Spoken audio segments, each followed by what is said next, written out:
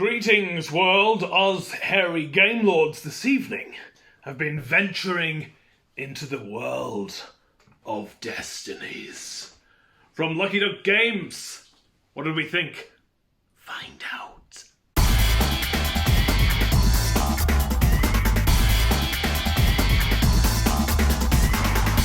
Bearded lady here, and let me tell you, now I am a big fan of Lucky Duck Games. Well, I think we all are, as the hairy game lords. And I first discovered Lucky Duck Games through Chronicles of Crime. You can see I've got some of them up here. Really like their stuff. And so I like that whole kind of thing of a board game or a tabletop game as such, with this interaction on a app on your phone. And this game, I feel, is, for me, it's even better than the experience you get through Chronicles of Crime. The game itself, it feels a lot more kind of like a tabletop game. You've got miniatures, and they are quite small. Here they are. So you have miniatures, there's dice, rolling. Look at these, like, really nice dice. Very nice. There's upping your skills. There is a map that, or tiles that, cards that you reveal, and really nice artwork on there.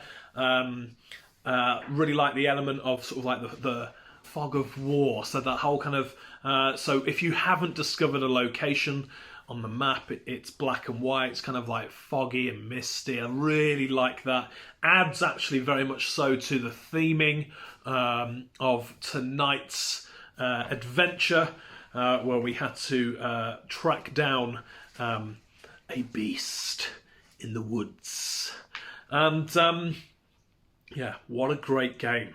So each player takes on a role. Now, it's, in terms of sort of numbers for this game, it's 1 to 3. So you can solo it, and I think we often take the mick out of Dave the Grey for doing the old solo things. But tonight, I was like, you know what? I would happily play this on my own because it had so much enjoyment.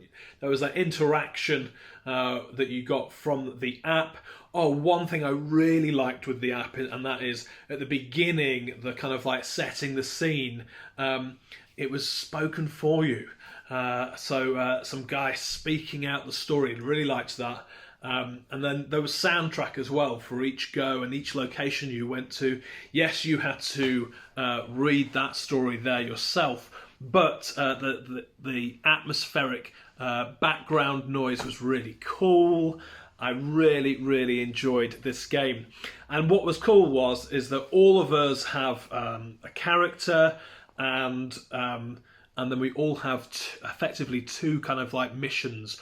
We choose one or the other that we're going for. And what was really cool is they're surprises, and as you meet different characters and different things happen, you might find out information ideal for your mission through other people's goals, which is really cool. But we all reached our finale kind of goal at the same time, which is really cool. Yeah, didn't win, but so close. I was one go away from winning. Just a silly mistake I made. I should have just gone after the beast instead of chatting to some bird. Dear. But great game. Absolutely loved it, and cannot wait to play the rest of all the adventures within this box. I'll hand over to the others. Let them share with you their thoughts, their feelings. But for me, absolutely loved it. Hi, Dave the Grey. Now, to be honest, unlike my fellow hairy game lords, I wasn't that taken by Chronicles of Crime. No!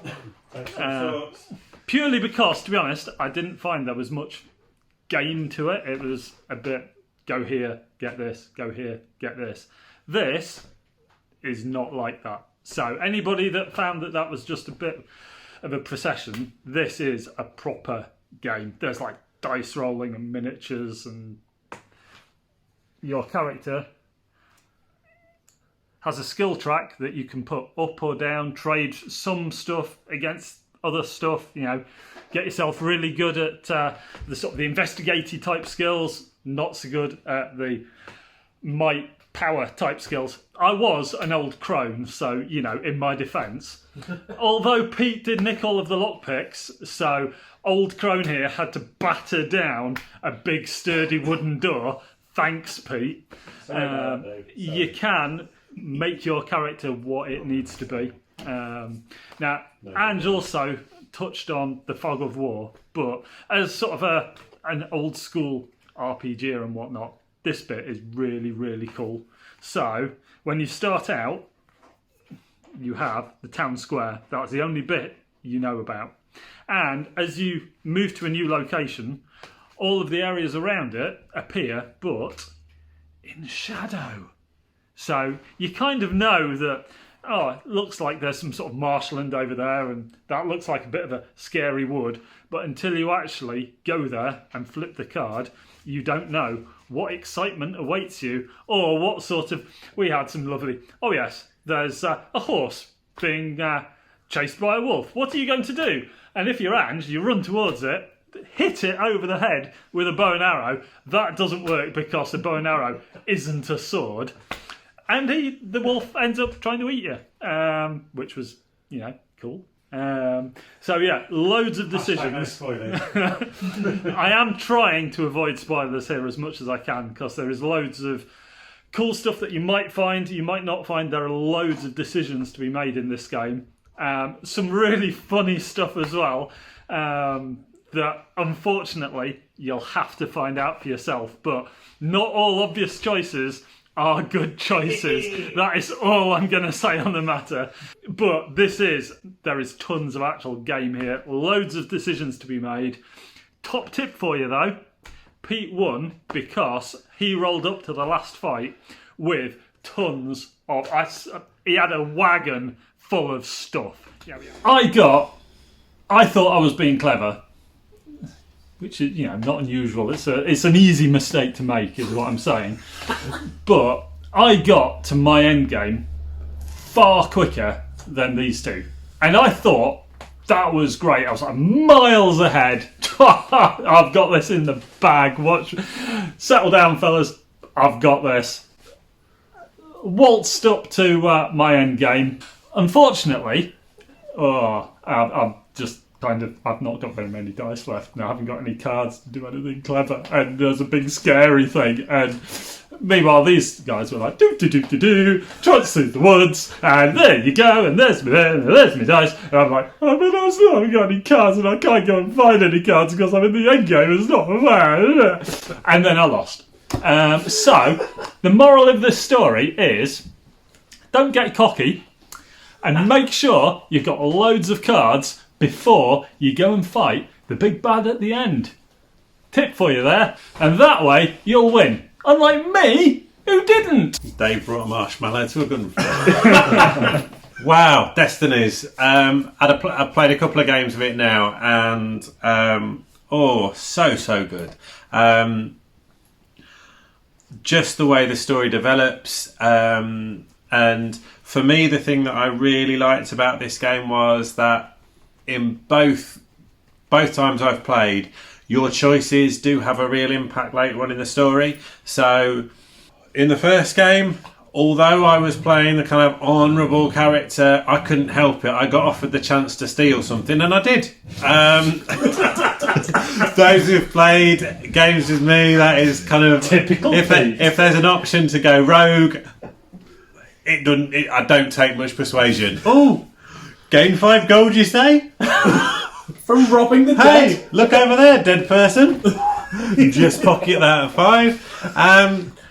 But when it comes to the point when I needed a blessing from the church, unfortunate to support me on my quest, I got a bit of a curse or something. It slowed me down at that point. Didn't stop me winning because I had about 6 horses, 5 guns, and 3 swords and whatever else you needed to go big in the fight at the end, and I managed to get the various bits that I needed. So the way that your kind of the choices throughout the game change the way it plays for you later on is really, really, I think, is brilliant.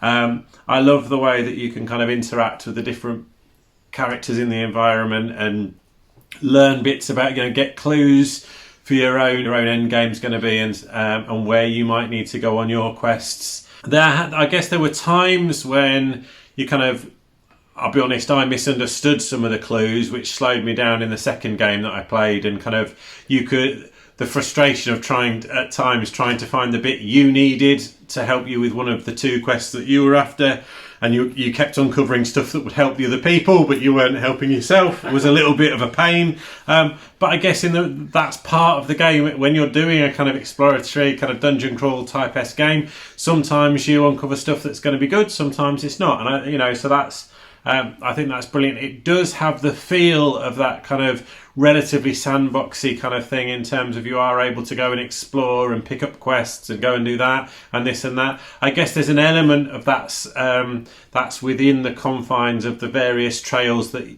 are set out in the game. So it's not true sandbox, but it does feel that way, and you get that real experience of a story that's unfolding and that you're interacting with.